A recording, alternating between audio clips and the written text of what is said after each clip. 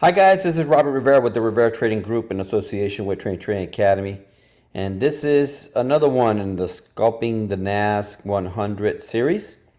This one almost didn't happen because I got home from a trip at 10 o'clock in the morning, was not planning on trading when I saw this development. This is the high of the day, this is the low of the day. The 15-minute consolidation has now broken with an engulfing candle to the bottom, and the very next candle made a move up to retest that zone. And as soon as I started seeing it wick down, as soon as it went from green to red, which is the flip that I keep talking about, this is on the 15-minute, I went in. This is what it looks like. It went up, it went down, and this whole trade was about 5 minutes.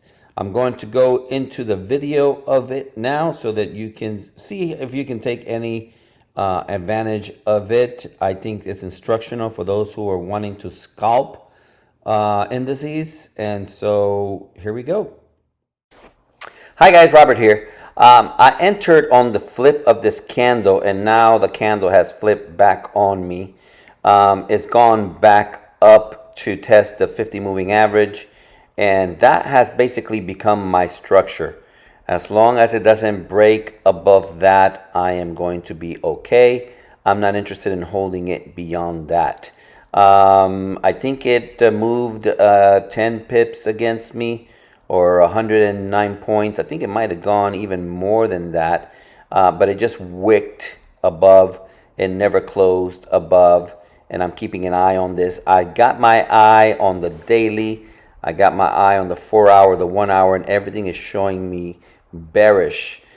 The day started bullish and then crashed. You saw the engulfing candle previously in the trading view, and from this point on, I'm pretty confident that it is going down. I'm only interested in taking it to the low of the day. I'm not interested in holding it beyond that, because even though I feel that it can be bearish and that it is likely bearish, I'm not sure, right? I mean, there's no knowing what it's going to do.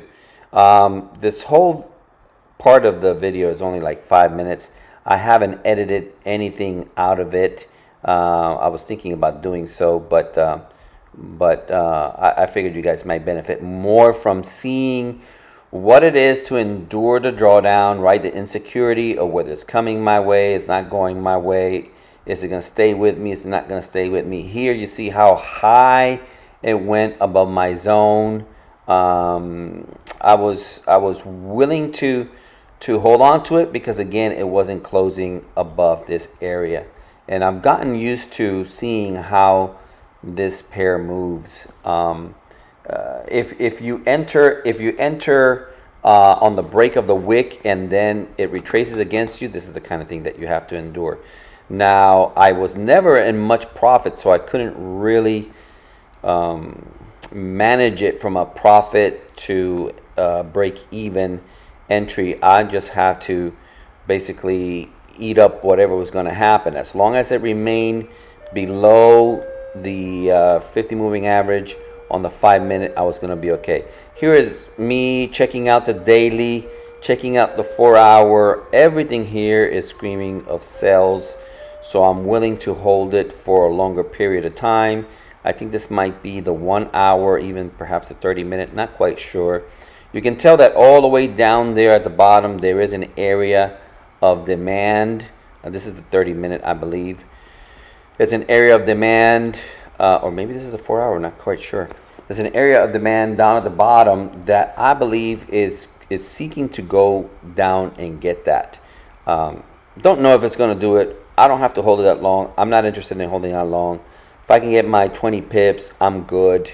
And it's going to have to be about 20 pips or 200 points in order to justify holding on to this trade. As you can tell, again, it is still respecting structure.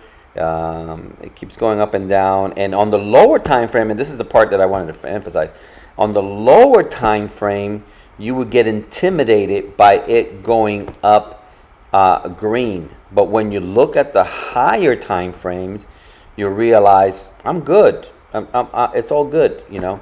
But it's still uncomfortable, right? It's still uncomfortable holding on to a trade that's going against you. Here's now it's beginning to move in my favor, and it still goes up, it goes down, goes up, it goes down. You know, still undecisive. I'm still confident that this is going to hold. That little wick on the green candle right there, the little wick on the green candle, that is the low of the day. I have my take profit way lower to the next zone, but once it reached on trading view, by the way, on trading view, I have my line. See, you don't see it here.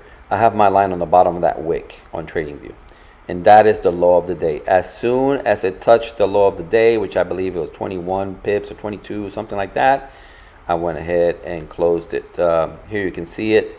It's coming down to that red wick here in just a minute. There it goes.